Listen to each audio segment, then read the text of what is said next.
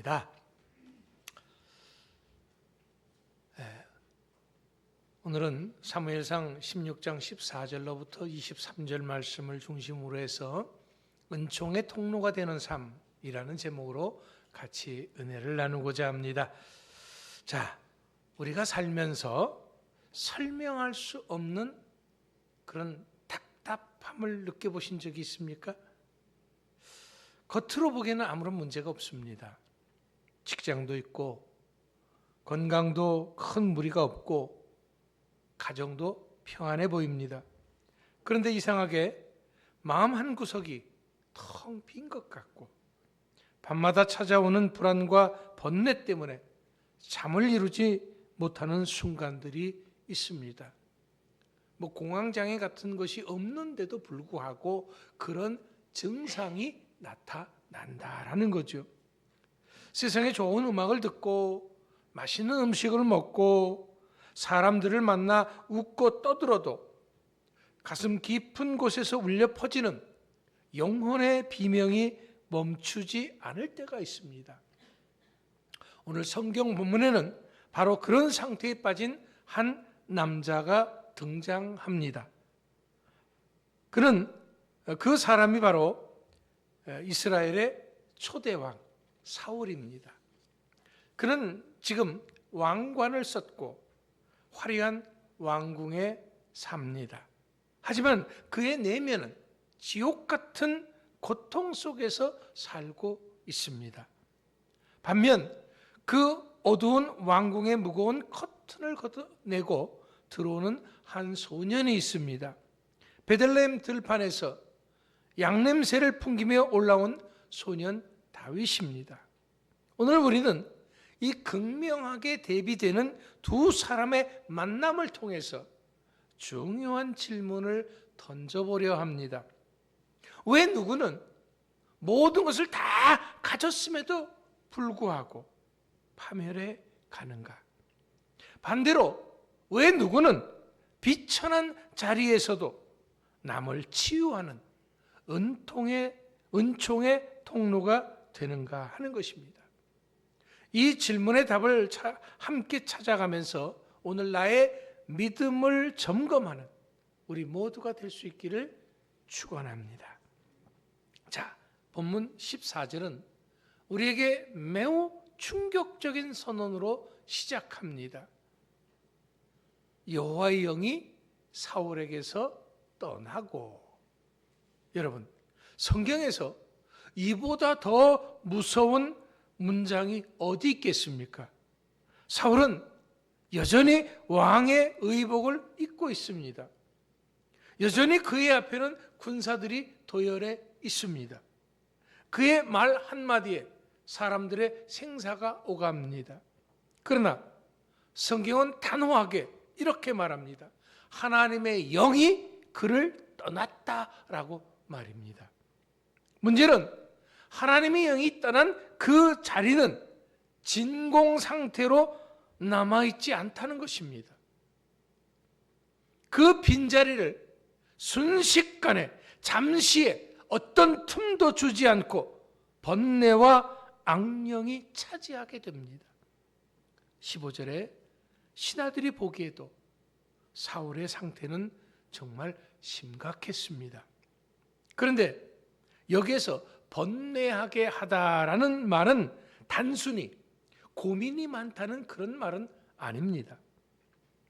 영혼이 갈기갈기 찢어지는 고통, 통제할 수 없는 분노와 공포가 그를 휘감았다라는 그런 뜻입니다. 악령이 역사에서 번뇌하게 하는 사울 왕의 이런 증상은 오늘날의 공황장애, 양극성 장애, 외상후 스트레스 장애, 피해망상적 우울증 같은 모든 불안장애 증상이 동반된 복합적 형태를 띠고 있었습니다. 우리는 여기서 잊지 말아야 할 한 가지 진리를 발견합니다. 인간의 진정한 불행은 환경의 결핍에서 오는 것이 결코 아니다라는 거지요. 불행은 하나님의 부재에서 오는 것입니다. 사울은 하나님께 순종하기보다는 사람들의 박수 소리에 집착했었습니다. 그러다 보니 예배의 본질보다 자신의 체면을 더 소중하게 생각했었습니다. 결국 그의 마음에서 하나님이 밀려나자 그의 왕궁은 더 이상 화려한 왕궁이 아니고 악령이 지배하는 세상에서 가장 고독한 감옥이 되어버렸던 것입니다. 여러분, 진정한 믿음의 삶이란 무엇입니까? 그것은 내 마음의 중심 보좌를 하나님께 내어 드리는 것입니다. 그렇다면 지금 여러분들의 심령 상태는 어떻습니까? 겉은 화려하나 속은 사울처럼 요동치고 있지는 않습니까? 하지만 분명히 기억하십시오. 세상의 그 어떤 성공으로도, 세상의 그 무엇으로도 하나님의 빈자리는 채울 수 없습니다. 오직 성령의 임재만이 우리의 영혼의 폭풍을 잠재울 수 있기 때문입니다. 사울의 고통이 이렇게 깊어지자 신하들이 한 가지 제안을 합니다. 그것은 수금을 잘 타는 사람을 구하여 왕 앞에서 연주하게 하소서. 그때 한 신하가 다윗을 추천합니다. 그런데 18절에 묘사된 다윗에 대한 평판이 아주 기가 막힙니다. 내가 베들레헴 사람 이새의 아들을 본즉 수금을 탈 줄 알고 용기와 무용과 구변이 있는 준수한 자라. 여호와께서 그와 함께 계시더이다. 여러분, 주목하십시오. 다윗이 지금 이 순간 왕궁의 부름을 받기 위해서 일부러 스펙을 쌓았습니까? 아닙니다. 그는 그저 자기에게 맡겨진 광야라고 하는 이름의 학교에서 성실했을 뿐입니다. 사울이 왕궁에서 번뇌하며 시간을 허비할 때 다윗은 들판에서 홀로 하나님을 찬양하며 수금 실력을 쌓았습니다. 사울이 사람들의 눈치를 살피면서 자기 왕궁을 세울 때 다윗은 사자와 곰으로부터 양떼를 지키며 용기와 무용 실력을 길렀습니다. 요즘 젊은 세대가요, 한글 세대잖아요. 그러니까 무용 실력을 길렀다고 하니까 요즘 KT 팝 같은 것이 유행하다 보니까 춤 실력을 길렀는가 보다 생각을 하는 경우가 있습니다. 그런데 무용 실력이 준수했다라고 하는 것은 춤 실력이 뛰어났다라는 그런 말이 아니고 한자로 호반무에 날랠 용자를 씁니다. 그러니까 적과 싸워 이길 수 있는 강력한 전투력과 용기를 갖췄다라는 그런 말입니다. 무엇보다 사람들은 다윗의 이런 실력보다도 여호와 하나님께서 그와 함께 계시는 모습을 보았습니다. 우리는 종종 하나님, 저를 크게 사용하여 주십시오 라고 기도합니다. 하지만 하나님은 큰 자를 들어 쓰는 것이 아닙니다. 하나님은 큰 자보다, 잘난 자보다, 똑똑한 자보다 어떤 사람을 들어 쓰느냐? 준비된 사람을 들어 씁니다. 다윗이 쳤던 수금은 원래 양들의 정서를 달래고 자신의 고백을 달래기 위한 도구였습니다. 그런데 이런 일상의 성실함이 하나님의 손에 붙들리자 왕의 병을 고치는 치유의 도구가 된 것입니다. 자, 우리가 아는 믿음이란 무엇입니까? 어느 날 갑자기 하늘에서 뚝 떨어진 것이 아닙니다. 거창한 미래를 꿈꾸기 전에 오늘 나에게 맡겨진 양 한 마리를 성실히 돌보는 것입니다. 교회 식당의 작은 봉사, 주일학교에서의 가르치는 일, 남모르게 흘리는 중보기도의 눈물과 땀방울, 이 모든 것들이 바로 우리의 굳건한 믿음의 기초가 되는 것입니다. 하나님은 우리의 이런 성실함과 믿음을 결코 잊지 않습니다. 우리가 광야의 시간을 성실하게 통과할 때 하나님은 반드시 우리를 왕궁의 시간으로 불러내실 것입니다. 사람들은 생각합니다. 큰 교회에서 멋진 예배를 드리면 신앙생활을 잘하고 믿음이 막 이렇게 성장하고 하나님께서 크게 들어 쓰실 거다 생각을 합니다. 그러나 아닙니다. 그 사람이 어디에 있건 간에 어떤 마음으로 어떻게 예배 드리느냐 하는 그것을 우리 하나님은 소중하게 보십니다.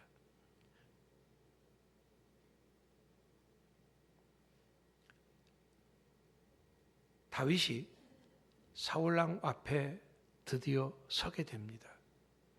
사실 사울과 다윗의 만남은 영적으로 보면은 매우 긴장감 넘치는 장면입니다.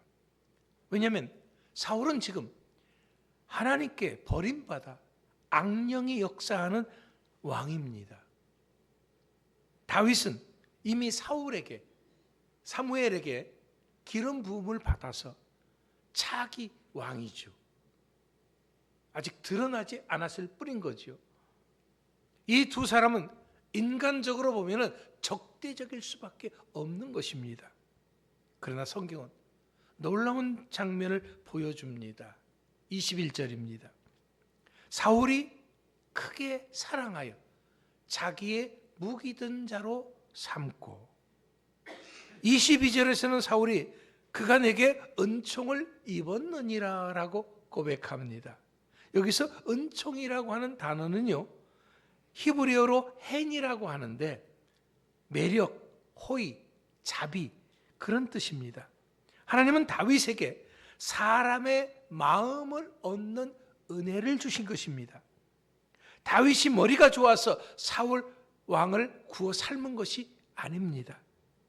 하나님이 다윗과 함께 하시니까 강팍하고 병든 사울의 마음조차도 녹아내렸던 것입니다.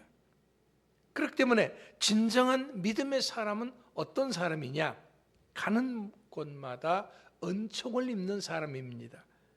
갈등을 일으키는 사람이 아니라 닫힌 마음의 문을 여는 사람입니다. 사람의 마음을 얻는 사람이죠. 인정받고 사랑받는 사람. 독불 장군처럼 혼자 일하는 사람이 아닙니다.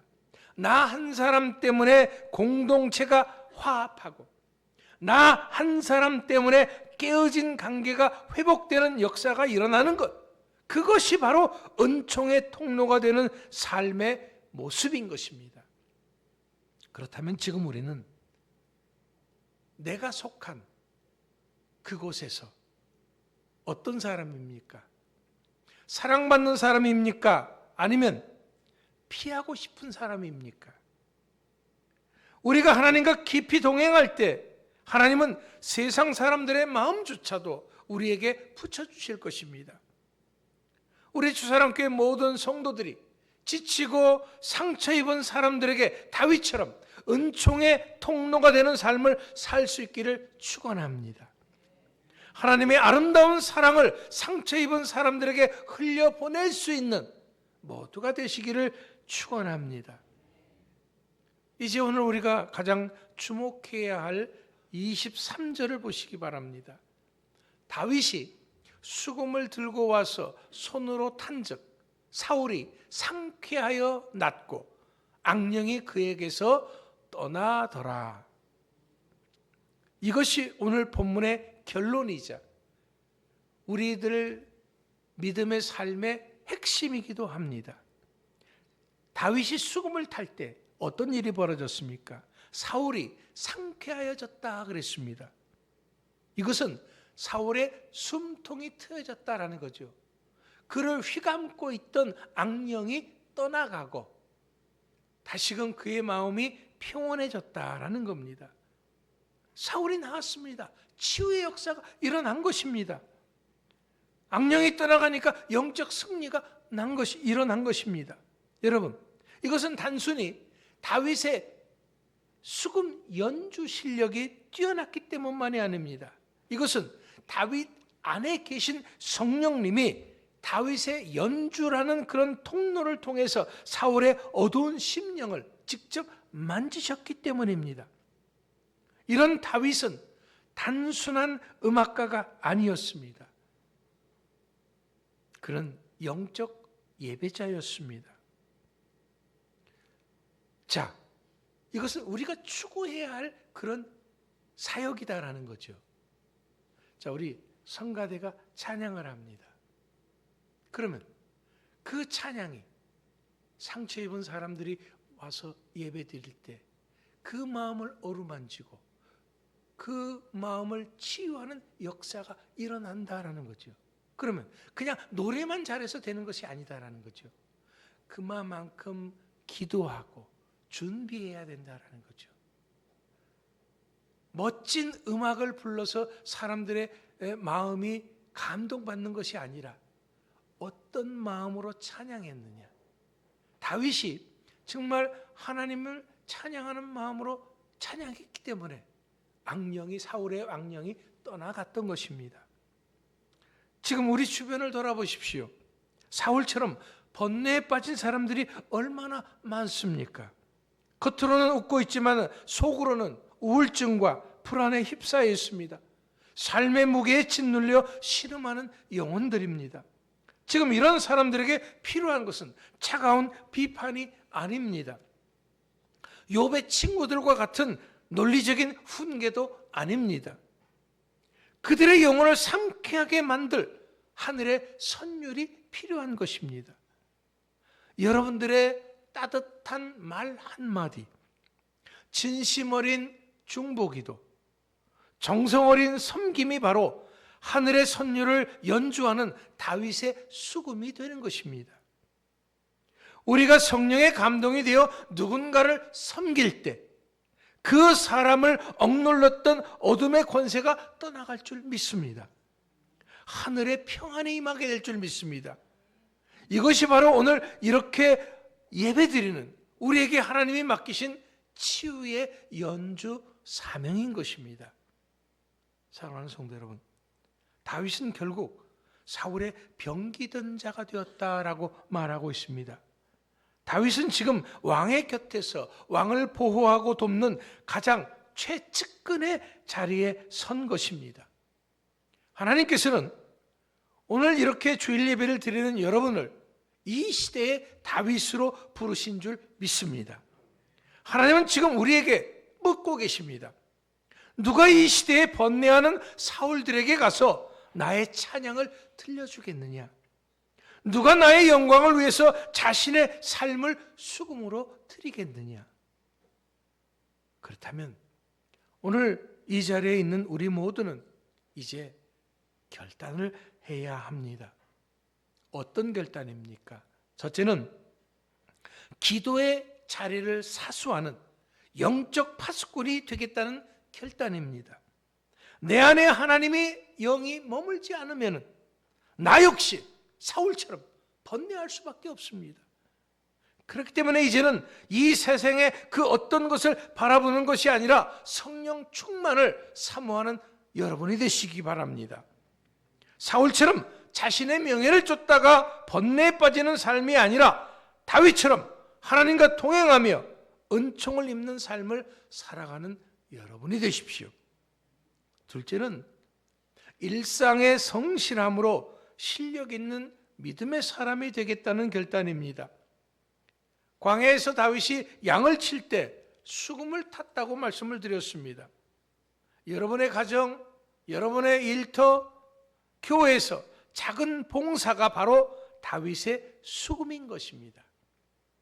남들이 알아주지 않아도 묵묵히 흘린 그 땀방울들이 축복의 기초가 되는 것을 믿으시기 바랍니다. 우리 교회 주방을 섬기는 분들이 참 진심입니다. 일찍이 오시고 그 전날 오셔서 성도들이 맛있게 식사할 것을 그려가면서 아주 음식을 정말 온 정성을 다해 준비합니다. 그렇게 준비하니까 맛이 없을 수가 없죠. 아주 맛이 있습니다. 그래서 힘을 잃었던 사람들이 음식을 먹고 힘이 나는 거죠. 기운이 솟는 거죠. 오늘 명절이라서 또 우리 권사님이 사고를 삶아가면서 맛있는 떡국을 준비했습니다. 여러분 한 번 더 가지 마시고 드십시오. 왜? 오늘은 오후 예배도 없잖아요. 그러니까 여러분들 마음 편안하게 식사 자리에 다들 참여하시기 바랍니다. 여러분 그렇게 남들이 알아주지 않아도 그저 주님을 섬기는 그러한 마리아와 같은 마음으로 섬기는 사람들이 있기 때문에 우리 주사랑교회가 사랑이 풍성한 교회인 줄 믿습니다. 정말 저분은 하나님이 함께 하시는 분이다라고 하는 칭찬받는 준비된 믿음의 사람들 될 수 있기를 축원합니다. 마지막으로 깨어진 세상을 치유하는 은총의 통로가 되겠다고 하는 결단입니다. 우린 남을 비판하기는 쉽습니다. 문제를 지적하기는 쉽습니다. 하지만 그 문제를 내가 감당하고 치유한다는 것은 어렵습니다. 하지만 하나님은 오늘 우리에게 치유의 수금을 맡기셨습니다. 이제 우리는 기도로 수금을 타야 합니다. 섬김으로 병기를 들어야 합니다. 이럴 때 우리 교회에는 놀라운 회복의 역사가 임할 줄 믿습니다. 우리의 믿음을 통해서 이 지역 사회 속에 숨어 역사하는 악한 권세는 떠나고 하나님의 영광이 가득할 줄 믿습니다. 사랑하는 성도 여러분, 하나님은 우리를 통해서 누군가의 아픔을 치유하길 원하십니다. 공동체의 위기를 소망으로 바꾸길 원하십니다. 그렇다면 우리는 주님 앞에 고백해야 합니다. 어떤 고백이요? 주님, 제가 여기 있습니다. 저를 사용해 주십시오. 저의 삶이 다윗의 수금이 되어서 번뇌하는 영혼들을 상쾌하게 하는 은총의 통로가 되게 하옵소서라고 하는 고백 말입니다. 이 뜨거운 결단과 고백이 오늘 여러분들의 가슴 속에 불타오르기를 축원합니다. 우리 모두가 하나님의 은총의 통로가 되는 그런 놀라운 역사가 있기를 주의 이름으로 축원합니다. 자, 오늘 말씀을 우리 음악을 좀 들으면서 다시 한번 조용히 기도하는 마음으로 정리하도록 하겠습니다.